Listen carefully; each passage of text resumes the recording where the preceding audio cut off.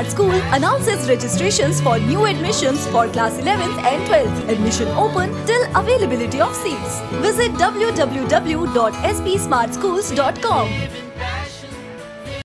कोविड-19 के बढ़ते प्रकोप के बीच जमीनी हालात का जायजा लेने और घातक कोरोना वायरस की रोकथाम के लिए जिला प्रशासन द्वारा किए जा रहे उपायों की समीक्षा करने के लिए डिवकॉम कश्मीर पांडुरंग के पोले ने शोपियां जिले का दौरा किया। उनके साथ डीसी शोपियां, डायरेक्टर हेल्थ व अन्य उच्च अधिकारी मौजूद रहे। डिवकॉम द्वारा जिला अस्पताल शोपियां का दौरा किया, जिसे अब कोविड-19 अस्पताल में तब्दील किया गया है। उन्होंने अस्पताल में दी जाने वाली सभी सुविधाओं की समीक्षा की और मिनी सचिवालय में 24/7 कोविड-19 कंट्रोल रूम का भी दौरा किया और कामकाज का जायजा लिया। उन्होंने जिले में प्रशासन द्वारा लगाए गए प्रतिबंधों की विस्तृत समीक्षा की। उन्होंने जिला प्रशासन शोपियां द्वारा कोविड-19 पर उठाए कदम और कामकाज की प्रशंसा की। कश्मीर घाटी में lakes and waterways development authority ने अपने एनफोर्समेंट विंग के साथ मिलकर एक स्पेशल एनक्रोचमेंट ड्राइव चलाई। लवाडा द्वारा एनफोर्समेंट अधिकारी अब्दुल अजीज कादरी की अगुवाई में लश्करी मोहल्ला, RFR और लाम ब्रेन के क्षेत्र में अतिक्रमण अभियान चलाया गया। इस दौरान अवैध रूप से निर्माण किए गए एक double storey building, 2 single storey, 3 tin sheds और एक कमरा और एक बाथरूम जो कि ग्रीन बेल्ट क्षेत्र में बनाया गया था, उसे ध्वस्त किया गया। अधिकारी ने बताया कि कोविड लॉकडाउन का फायदा उठाकर ये निर्माण कार्य किए जा रहे थे। वहीं इस दौरान कुछ उपद्रवियों ने ईंटों और लाठियों से हमला किया, जिसमें JCB के साइड खिड़कियां क्षतिग्रस्त हो गयी। वहीं लवाड़ा अधिकारियों ने लोगों से गैर कानूनी तौर पर निर्माण कार्य न करने की हिदायत दी। यूटी जम्मू कश्मीर में कोरोना वायरस थमने का नाम नहीं ले रहा है। लॉकडाउन के बावजूद संक्रमितों की संख्या बढ़ती जा रही है और अस्पतालों पर इसका दबाव साफ नजर आ रहा है। कश्मीर के श्रीनगर में भी हालात ठीक नहीं है। इसी को देखते हुए और संक्रमितों के बढ़ते मामलों के बीच प्रशासन द्वारा श्रीनगर के बंटवारा इलाके को कंटेनमेंट जोन घोषित कर दिया गया है। सभी आने जाने वाले रास्तों को प्रशासन व पुलिस द्वारा सील कर दिया गया। किसी को भी इलाके में आने जाने की अनुमति नहीं होगी। प्रशासन ने लोगों को घरों के अंदर रहने की अपील की है। जम्मू में बढ़ते कोरोना संक्रमण के कारण जम्मू के मांडा जू को बंद कर दिया गया है। यहाँ 24 घंटे जानवरों की देखभाल की जा रही है। PPE किट पहनकर डॉक्टर व कर्मचारी 24 घंटे जानवरों का टेम्परेचर चेक कर रहे हैं। वहीं जानवरों के खाने पीने का पूरा ख्याल रखा जा रहा है।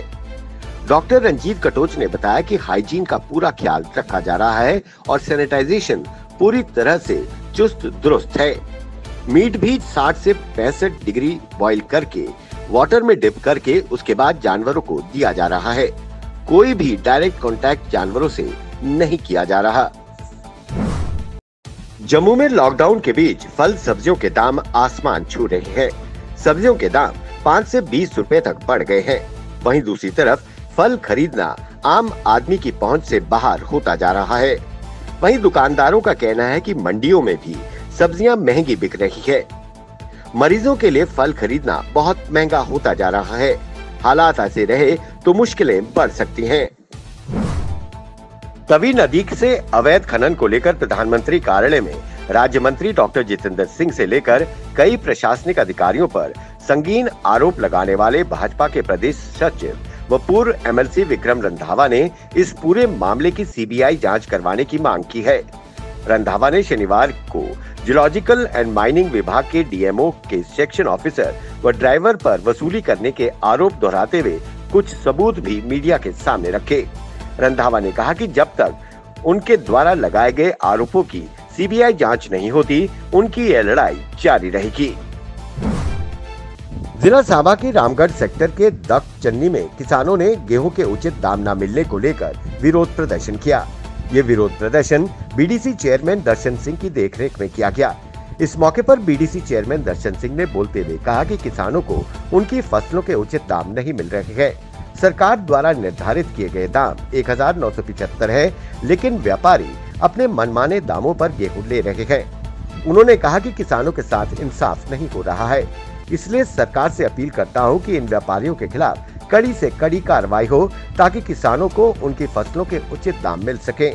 इस दौरान बॉर्डर किसान यूनियन के प्रधान मोहन सिंह भाटी ने कहा कि सरकार को बॉर्डर क्षेत्रों में छोटी छोटी मंडियों का निर्माण करना चाहिए ताकि किसानों को अपनी फसल को बेचने के लिए दर बदर न होना पड़े और उन्हें अपनी फसल के उचित दाम मिल सके।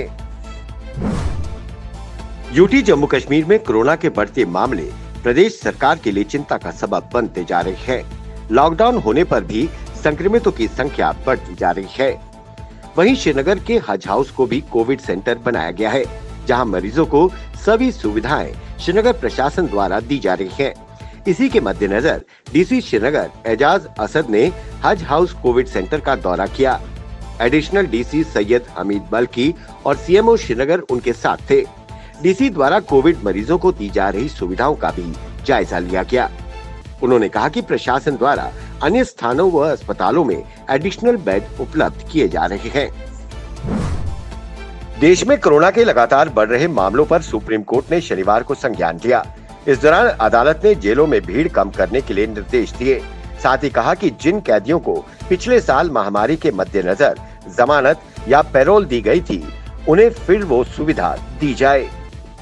चीफ जस्टिस एनवी रमन्ना, न्यायमूर्ति एल नागेश्वर राव और न्यायमूर्ति सूर्यकांत की एक पीठ ने कहा कि उच्चतम न्यायालय के आदेश पर राज्यों व केंद्र शासित प्रदेशों में उच्च अधिकार प्राप्त समितियां बनाई गई थी। इन समितियों ने पिछले साल मार्च में जिन कैदियों को जमानत की मंजूरी दी थी, उन सभी को समितियों द्वारा पुनर्विचार के बिना दोबारा वो राहत दी जाए। इससे कोरोना फैलने से रोका जा सकेगा। जम्मू संभाग में जहां कोविड महामारी अपना प्रकोप दिखा रही है, वहीं जिला कठुआ भी इससे अछूता नहीं रहा है। कोरोना एक तरह से तांडव मचा रहा है। वहीं आग लगने की घटनाएं भी कम नहीं हो रही हैं। कहीं किसानों के गेहूं के फसलों में आग लग जाती है, तो कहीं कूलों और गरीब की झोपड़ियों में आग लग जाती है। इसी क्रम में कठुआ जिले के मडीन तहसील की पंचायत कोट पुन्नू में एक गरीब परिवार के कूलों में आग लग गई।